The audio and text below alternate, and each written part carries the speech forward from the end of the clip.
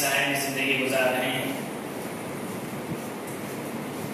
محترم حاضرین، اللہ تبارک و تعالیٰ نے انسان کو دنیا میں اس لیے بھیجا کہ وہ نیک کام کرے اور گناہوں سے بچے۔ تو یہ خیال ہوتا ہے کہ اللہ تبارک و تعالیٰ غفور الرحیم ہے، معاف کرنے والا، رحم کرنے والا ہے، اس لیے گناہ پر گناہ کرتے جاتے ہیں اور اللہ تعالیٰ سے امید رکھتے ہیں کہ وہ ہمیں ہمارے گناہوں کو معاف کر دے گا، ہمیں بخش دے گا۔ لیکن وہ اس بات کو بھول جاتے ہیں کہ جہاں اللہ تبارک و تعالیٰ غفور الرحیم شدید العقاب ذی الطول، کہ اللہ تبارک و تعالیٰ معاف کرنے والا ہے، گناہوں کو بخشنے والا ہے، نیکیوں کو قبول کرنے والا ہے، شدید العقاب اور سخت سے سخت سزا دینے والا بھی ہے۔ ایک اور جگہ پر اللہ تعالیٰ فرماتا ہے اعلموا ان اللہ شدید العقاب وان اللہ هو الغفور الرحیم، کہ جان لو کہ اللہ تبارک و تعالیٰ سے امید کا مطلب یہ نہیں کہ گناہوں پر گناہ کرتے جائیں، بلکہ اس کا مفہوم یہ ہے کہ اللہ تبارک و تعالیٰ کی رحمت سے امید بھی رکھیں کہ اللہ تعالیٰ چاہے، اللہ تعالیٰ سے امید ہے کہ وہ ہمارے گناہوں کو بخش دے، مگر اللہ تعالیٰ نہ چاہے تو پھر ہمارے گناہوں کی ہم کو سزا بھی دے سکتا ہے اللہ تعالیٰ۔ اس لیے امام حسن بصری رحمہ اللہ فرماتے ہیں گنہگار وہ اللہ تبارک و تعالیٰ کے ساتھ برائی کا گمان کرتا ہے، برا گمان رکھتا ہے، فَأَسَاءَ الْعَمَلَ اور برائی کے کام کرنے لگتا ہے۔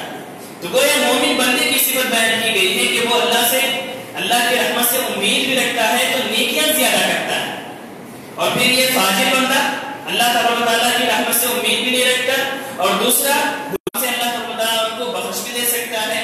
یہ دراصل شیطان کا فریب ہے، دھوکہ ہے۔ گناہ چاہے چھوٹا ہی کیوں نہ ہو وہ اللہ تعالیٰ کی نافرمانی ہے، اللہ تبارک و تعالیٰ کی معصیت ہے، اس لیے چھوٹا سے چھوٹا گناہ کرنے کے سلسلے میں بھی اللہ تعالیٰ سے انسان کو ڈر ہونا چاہیے، خوف ہونا چاہیے۔ اللہ کے رسول صلی اللہ علیہ وسلم نے حضرت عائشہ رضی اللہ عنہا کو نصیحت کرتے ہوئے فرمایا کہ ایاکی ومحقرات الذنوب، اے عائشہ تم چھوٹے گناہوں سے بچو، فإن لها من اللہ طالبا، اس لیے کہ ہر چھوٹے گناہ کو بھی لکھنے والا ایک فرشتہ اللہ کی طرف سے مقرر ہے۔ تو گویا ہمارے چھوٹے اور بڑے گناہ سب لکھے جا رہے ہیں، ہم کو یہ دھوکہ نہیں ہونا چاہیے کہ ہمارے چھوٹے گناہ ایسے ہی معاف ہو جائیں گے۔ محترم حاضرین، جب یہ چھوٹے گناہ ہو اس سے انسان بچنا چاہیے، اور چھوٹے چھوٹے گناہ جب بڑے ہو جاتے ہیں، زیادہ جمع ہو جاتے ہیں تو پھر انسان کو ہلاک کر دیتے ہیں۔ اللہ کے رسول صلی اللہ علیہ وسلم نے مثال بھی دی صحابہ کرام کو کہ یہ چھوٹے گناہوں کی مثال ایسی ہے کہ کچھ لوگ سفر کر رہے ہیں، راستے میں ان کو بھوک لگی تو سب لوگوں نے مل کے طے کیا کہ ہر شخص ایک ایک لکڑی لائے گا۔ تمام نے ہر شخص نے کیا کہ یہ ایک لکڑی اس سے کھانا تو نہیں پک سکتا، لیکن جب سب لکڑیاں جمع ہو جاتی ہیں تو کھانا تیار ہو گئے۔ تو ویسے ہی ایک چھوٹا سا گناہ کچھ نہیں، اللہ تعالیٰ چاہے تو معاف کر دے، انسان کو اتنا زیادہ نقصان نہیں ہوتا سمجھے، لیکن وہ چھوٹے چھوٹے گناہ جب زیادہ جمع ہو جاتے ہیں، ڈھیر کی شکل اختیار کرنے لگتے ہیں تو پھر انسان کو ہلاک اور برباد کر کے چھوڑ دیتے ہیں۔ تو گویا چھوٹے گناہ کو بھی چھوٹا نہ سمجھے، صغیرہ گناہ کو بھی صغیرہ نہ سمجھے، گناہوں کو معمولی نہ سمجھے، یہ بہت بڑی بات ہے۔ اللہ کے رسول صلی اللہ علیہ وسلم نے کئی طرح مثالیں بیان کر کے واضح کیا، لوگوں کو سمجھایا بھی۔ اور بعض گناہ ایسے ہوتے ہیں کہ انسان کی نظروں میں چھوٹے سے معمولی سے لگتے ہیں، لیکن وہ اللہ کی نظر میں بہت بڑے ہوتے ہیں، وہ غیر معمولی اور خطرناک ہوتے ہیں۔ حضرت عائشہ رضی اللہ عنہا کے تعلق میں آ گئی، وہی بات کہنے لگے جو منافقین کہہ رہے تھے، اس پروپیگنڈے میں شامل ہو گئے۔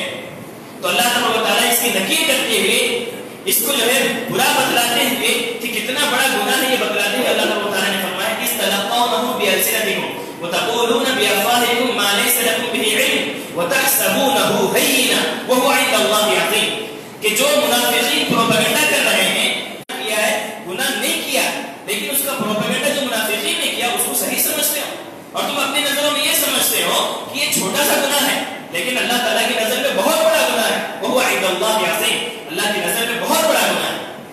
محترم بھائیو، ابن ماجہ کی حدیث ہے، اللہ کے رسول صلی اللہ علیہ وسلم فرماتے ہیں ان الرجل لا يتكلم بالكلمة لا اس کو کوئی بڑا نہیں سمجھتا، لیکن فيهوي بها في النار 70 خريفا، لیکن اس معمولی سے کلمے کی وجہ سے جہنم میں 70 سال کی مسافت کی دوری تک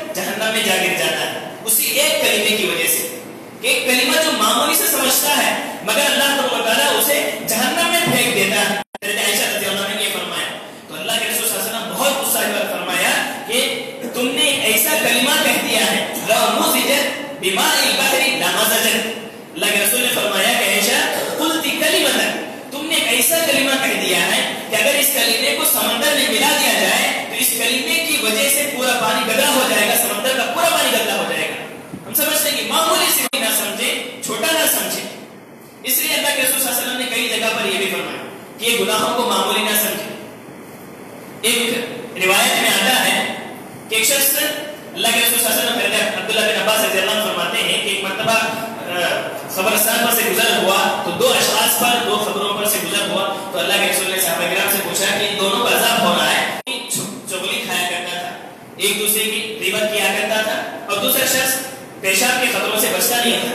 یہ معاشرے کے اندر عام ہو چکا ہے کہ کسی کی چغلی کھانا، کسی کی غیبت کرنا یہ معمولی گناہ سمجھتے ہیں، اس کو معمولی جرم سمجھتے ہیں. اور اکثر اچھے خاصے پڑھے لکھے لوگ بھی اس جرم میں شمار ہو چکے ہیں، اس جرم میں مبتلا ہو چکے ہیں کہ لوگ معمولی سمجھتے ہیں. یعنی انسانوں کے ساتھ ہمدردی کا معاملہ تو اس کا جذبہ تو آج بھی پایا جاتا ہے، سمجھے ایک حد تک پایا جاتا ہے کہ انسان دوسرے انسان کی خدمت کرتا ہے، دوسرے انسان کی مدد کرتا ہے، دوسرے انسان کے تعلق سے ہمدردی رکھتا ہے، یہ تو پایا جاتا ہے جذبہ.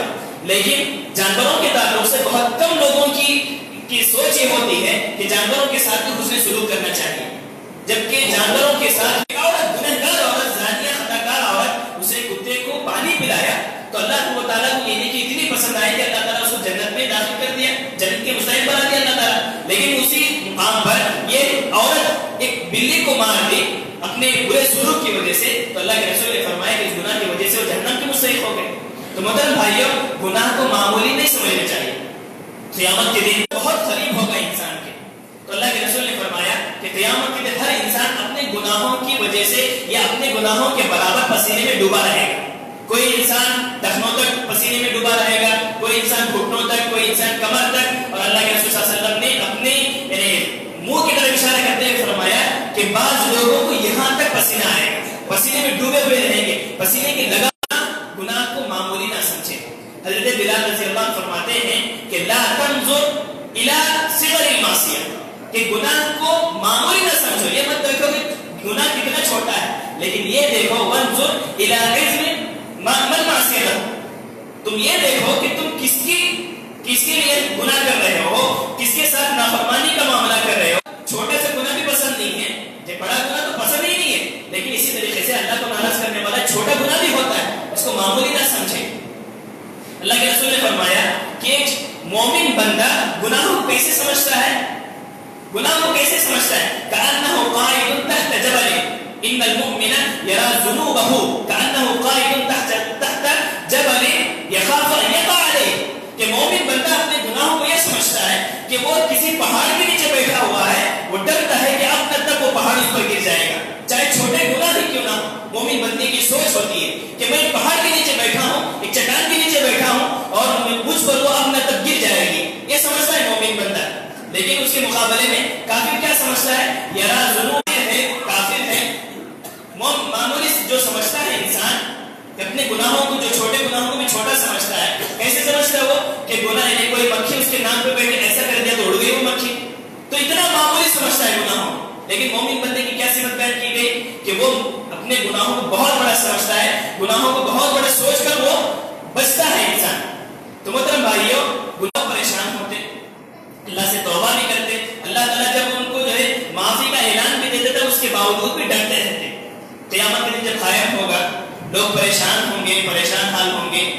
اللہ حضرت آدم علیہ السلام کے پاس جائیں گے اور حضرت آدم علیہ السلام کی فضیلت بیان کر کے کہیں گے اللہ نے آپ کو پیدا کیا ہے، اپنے ہاتھوں سے جو ہے پیدا کیا ہے، آپ ہمارے لیے صفات. پورے لوگ پریشان ہو کر کے امتی ان کے پاس جائیں گے تو حضرت آدم علیہ السلام فرمائیں گے کہ میں ڈرتا ہوں اللہ تعالیٰ آج کے دن اتنا غصہ ہوا ہے کہ اتنا غصہ کبھی نہیں ہوا اور اس کے بعد کبھی نہیں ہوگا. لیکن مجھے ڈر ہے کہ میں اس سے جو گناہ ہوا تھا میں اس کی وجہ سے ڈر رہا ہوں کہ کہیں اللہ تعالیٰ مجھے اس کی سزا نہ دے. کیا گناہ تھا، کیا معصیت ہے حضرت آدم علیہ السلام کی. حضرت آدم علیہ السلام نے خود فرمایا کہ اس گناہ کی وجہ سے، اس معصیت کی وجہ سے اللہ تعالیٰ میرے ساتھ کیسا معاملہ کرے گا، میں ڈر رہا ہوں. تو حضرت آدم علیہ السلام اور بھی دوسرے انبیاء کا حوالہ دیں گے کہ نوح علیہ السلام کے پاس جاؤ، پھر نوح علیہ السلام جو اپنے گناہ کا تذکرہ کریں گے. حالانکہ یہ چھوٹے چھوٹے گناہ ہیں. پورے پیغمبر اللہ پیغمبر حضرت نوح علیہ السلام، موسیٰ علیہ السلام، السلام عیسیٰ علیہ السلام پورے بنوں پر بس جائیں گے قیامت کے دن. تو محترم بھائیوں جبکہ ایک چھوٹی سی لغزش کی ایک گناہ کے تعلق سے اللہ تعالیٰ نے کہا فعصى آدم ربه فغوى ثم اجتباه ربه فتاب عليه وهدى کہ آدم علیہ السلام نے میری نافرمانی کی, آدم نے میری نافرمانی کی لیکن میں نے اس کو معاف کر دیا. اللہ تعالیٰ کو اعلان بھی کر دیا معافی کا کہ میں نے ان کو معاف بھی کر دیا, پھر ان کو پیغمبر بنایا, نبی بنایا. انسان کو جو انسان پیغمبر جو ڈرا کرتے تھے, ایسے ہی معاملہ پیغمبروں کے بعد جو ہے صحابہ کرام کا بھی ہوا کرتا تھا.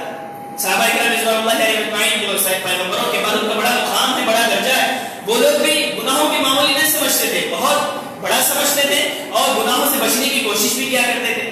حضرت عمر رضی اللہ عنہ جب مرض الموت میں تھے, آخری مرحلہ چل رہا تھا ان کا زندگی کا, تو ایک شخص آیا اور کہتے تھے میرے لیے اتنا ہی کافی ہے کہ اللہ تعالیٰ چاہے میری نیکیاں قبول کرے نہ کرے, لیکن اتنا تو کر دے کہ اللہ تعالیٰ مجھے جہنم سے بچا دے, تو میں یہی سمجھوں گا کہ میرا بیڑا پار ہو گیا اور میں جو ہے بچ گیا. یعنی میری نیکیاں قبول کرے نہ کرے مجھے اس کی کوئی فکر نہیں, لیکن اللہ تعالیٰ مجھے جہنم سے بچا دے, اتنا میرے لیے کافی ہے. حضرت عمر رضی اللہ عنہ کیا حضرت ابو بکر نے پوچھا کہ کیا معاملہ ہے, کیوں پریشان ہے؟ تو حضرت حنظلہ رضی اللہ فرماتے ہیں نافقہ حنظلہ, حنظلہ منافق ہو گیا, حنظلہ منافق ہو گیا. کیا بات ہے, کیا ہوا ہے؟ حضرت حنظلہ رضی اللہ فرماتے ہیں کہ ابو بکر جب اللہ کے رسول صلی اللہ علیہ وسلم کے پاس ہم ہوتے ہیں, ان کے مجلس میں ہوتے ہیں, تو اللہ تعالیٰ کا ذکر کرتے ہیں, اللہ تعالیٰ کو یاد کرتے ہیں. جب ہم اپنے گھروں کو جاتے ہیں تو بھی بچوں کے مسائل میں ہم کھیل جاتے ہیں, اللہ کی یاد سے غافل ہو جاتے ہیں, اللہ کی یاد نہیں آتی, تو گویا ہماری حالت اللہ کے رسول صلی اللہ علیہ وسلم کی مجلس بھی ایک ہوتی ہے, پھر ہم اپنے گھروں کو آ جاتے ہیں تو دوسری حالت ہوتی ہے, تو گویا ہم منافق ہو گئے. تو ابو بکر رضی اللہ عنہ فرمایا کہ میری حالت بھی ایسی ہے, میری حالت بھی ایسی ہے. دونوں مل کر اللہ کے رسول صلی اللہ علیہ وسلم کے پاس جاتے ہیں اور کہتے ہیں کہ اللہ کے رسول ہم دونوں منافق ہو گئے. کہا کیا بات ہے؟ کہتے ہیں کہ آپ کی مجلس میں جب ہم ہوتے ہیں تو اللہ کا ذکر کرتے ہیں, اللہ تعالیٰ کو یاد کرتے ہیں, اپنے گھروں میں ہوتے ہیں تو بھول جاتے ہیں, یہ کیفیت ہماری ہوتی نہیں. تو اللہ کے رسول نے فرمایا کہ ہر جگہ تمہاری یہی کیفیت ہو جائے کہ ہر وقت تم اللہ تعالیٰ کو یاد کرتے رہو, تو ایسا معاملہ ہوگا, اتنا جو ہے اللہ تعالیٰ اتنا اعزاز بخشے گا کہ فرشتے تمہارے بستروں پر تم سے ملاقات کرنے کے لیے آئیں گے, تمہارے راستوں میں تم سے ملاقات کریں گے. یعنی بتانا مقصد یہ ہے کہ انسان کی حالت ہے.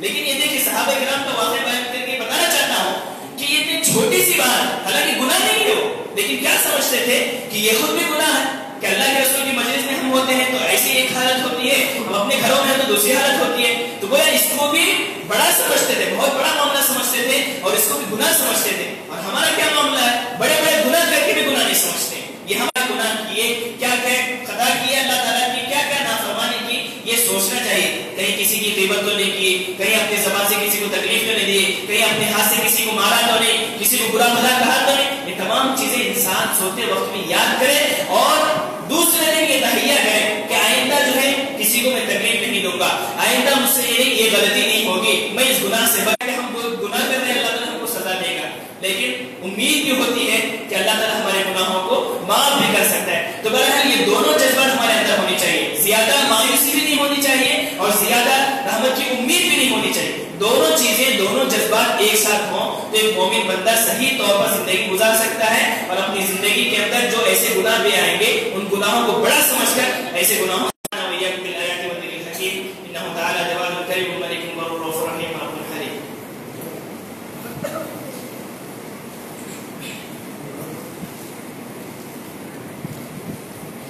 الحمد لله نحمده ونستعينه ونستغفره ونؤمن به ونتوكل عليه ونعوذ بالله من شرور انفسنا ومن سيئات اعمالنا من يهده الله